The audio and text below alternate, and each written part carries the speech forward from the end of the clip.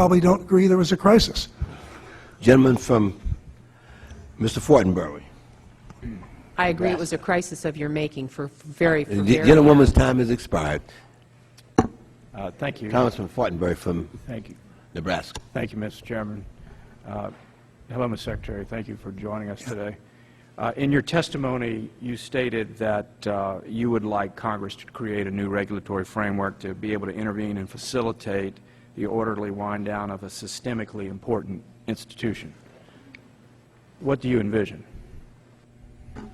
Well, I think something very similar to what has been suggested by the Obama administration makes sense, because there needs to be, when there is a real systemic risk, so this should not be done frivolously.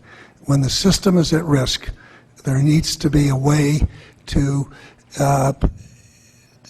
avoid the normal bankruptcy process and let a regulatory body come in and handle the wind down of the liabilities in such a way as it does not prevent a real danger to the public and the financial system.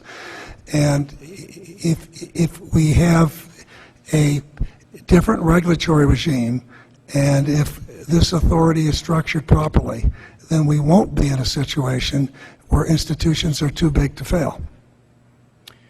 Well, in that regard, what role do you foresee for the Treasury, for the Fed, for the FDIC? Well, there have been a number of things that have been suggested. What we had suggested as part of the regulatory blueprint was the Fed playing the role of a macro stability regulator, being able to look across the whole economy and look across the capital markets for risks, being able to access and get information, and having the authorities to act. In terms of the wind down, if there's a potential failure, I think there needs to be a high bar. So there would need to be a determination by the Secretary of the Treasury, by the Chairman of the Fed, by other regulators, that there is a true systemic issue. So this should not be an easy bar to get over. But when there is, then the regulator needs all of the powers to handle that wind down. Given all of the turmoil in the economy in the last year, given the government's intervention, we're now left with the reality that 10 banks in this country control about 50% of the deposited assets. Is that a systemic risk in your view? It is something that makes me uncomfortable. So how would we proceed? How would this new regulatory framework look at that potential situation? Well, as I said, and I'm just only going to deal with things that I said. I'm saying nothing now that I didn't say when I was Treasury Secretary. We put forward a regulatory blueprint which called for greater consolidation of the banking regulation as opposed to the multiple regulators.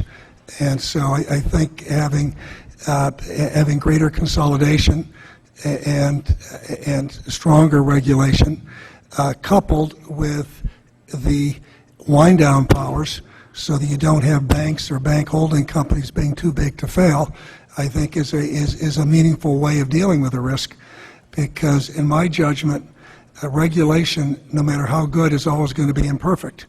And so you need to have it in balance with the market discipline or moral hazard.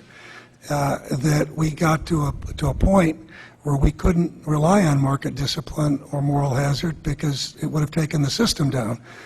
But to the extent the infrastructure in the financial markets are fixed, and I'm talking about the tri-party repo market, credit default swaps, and there's a lot of work that's being done there, and you have the wind down powers, and so then we're not held hostage by institutions that are too big to fail. I think there's an opportunity to get the balance right. Just to let you know, we've changed the expression "too big to fail" to "too big to succeed," and that's part of the intention that I have in simply asking you the question: are we now in a place where we, because of debatable actions, and I've heard you clearly in your justifications, and I'm not trying to play gotcha here or anything, just looking ahead to say, are we now in a situation where the actions that were taken to try to stabilize the economy has left us with further vulnerability and the potential for a systemic failure because of this highly concentrated control of the financial system in the hands of a few? I understand your question, and there's going to be, because when you look at the number of banks, there's going to be a lot more consolidation before we're done, but I do understand your question, and I think it's important we get this in balance. All right. Thank you, Mr. Gentlemen, Secretary. Thank time you, has Mr. Chairman. expired.